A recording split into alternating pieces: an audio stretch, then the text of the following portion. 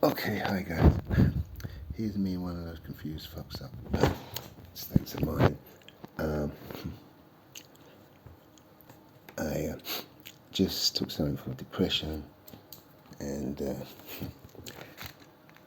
it sort of made me a bit more anxious because, my perks and UTIs, you know what goes on. And some of the things they said and done again, as usual, shit, makes you anxious, a bit para. Things like they're going to come here, they're going to try and arrest you, and things like that. Or just fuck you up, you get shot.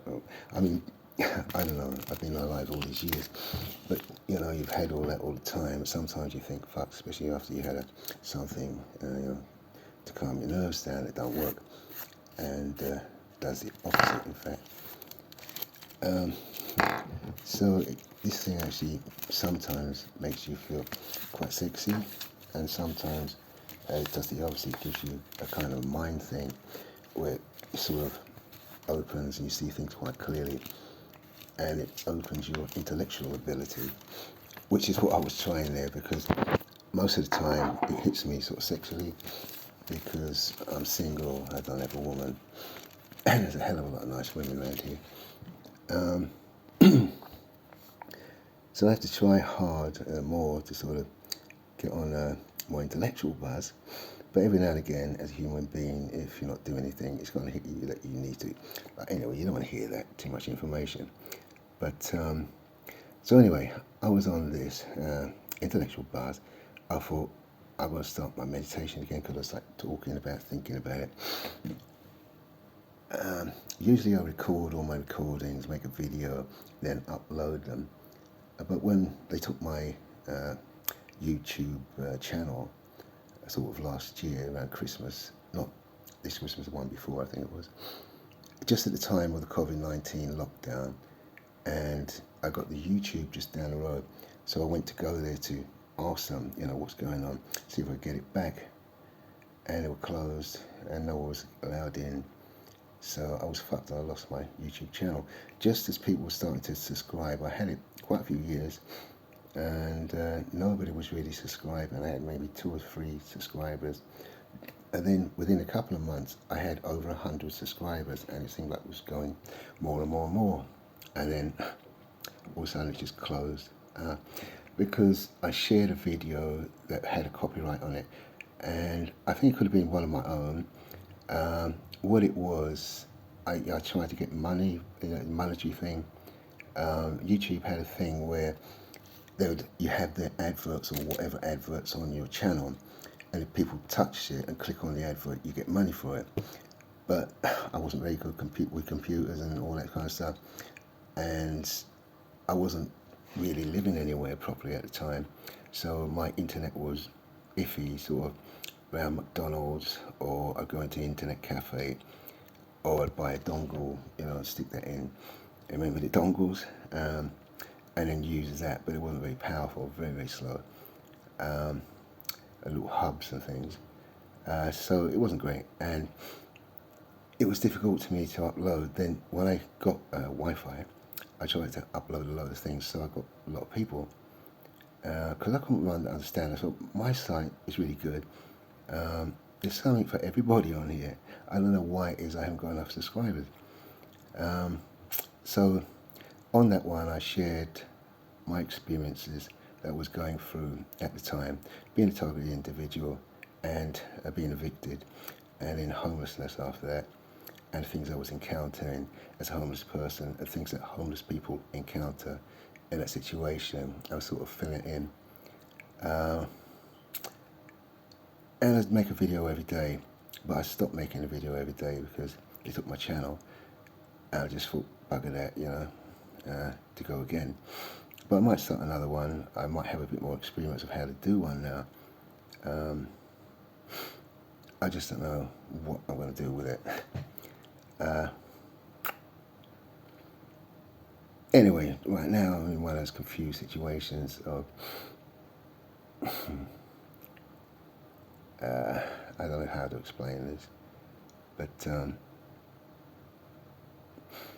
the V2K, whether it's the V2K or external, sometimes it seems more external, like there's a load of guys out there doing things, but sometimes it's more V2K. But in fact, I do know, but I don't want to say. So we'll go V2K. And I think it's a bit of both anyway. And it is, there's a guy, this thing has been following me around for some time. Somebody says, oh, you bastard and all this, we're going to arrest you for this and all that. Just waiting for arrest warrant and things. And it's been going on for years. And it's like, when I was homeless in my tent, things like that, it's kind of sexual thing if you feel like randy now and again. If you're at home, you've got a woman and everything, you can do your thing.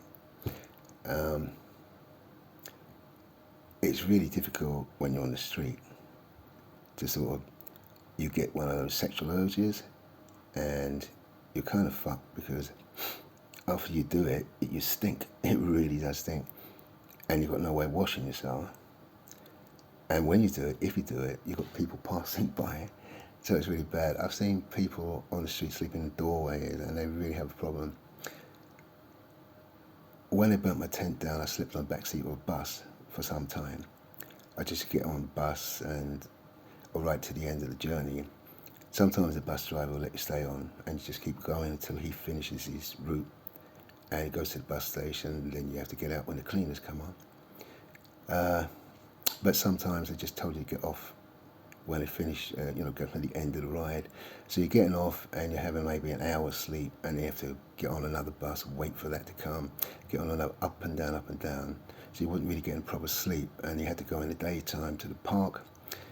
Main park's Hyde Park, James Park, all them. But you're not allowed to sleep in the Queen's Parks. So they come along in your sleeping bag, hey, you can't sleep in there, you got to go.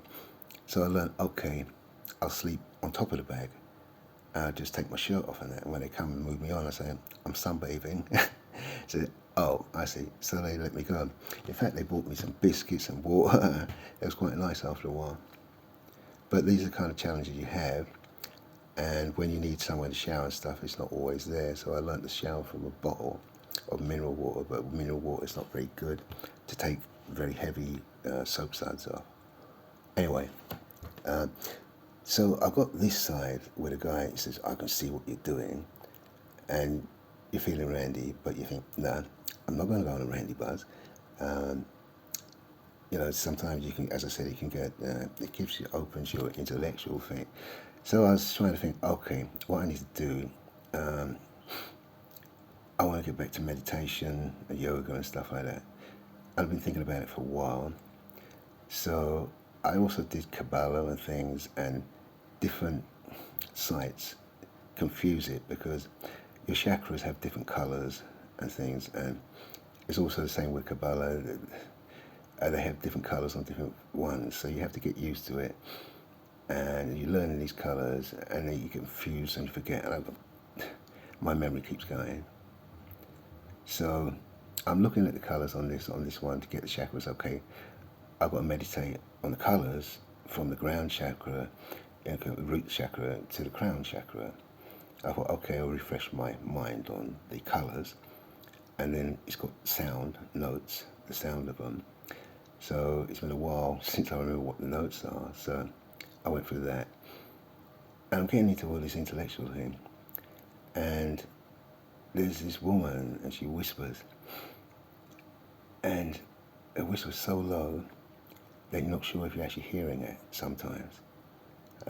Sometimes, when I was living in Hendon, in a flat there, it sounded like my ex-girlfriend.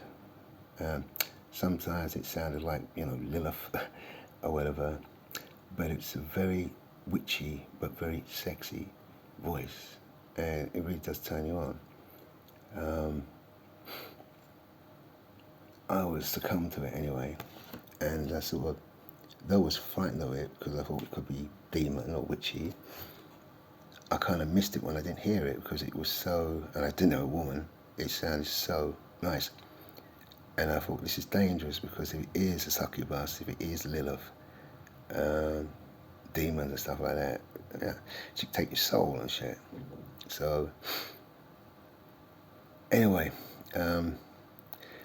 you're hearing these people as if they're people, and then they turn around and all of a sudden they're not, they're ghosts or the demons or spirits. So fucking, it's weird.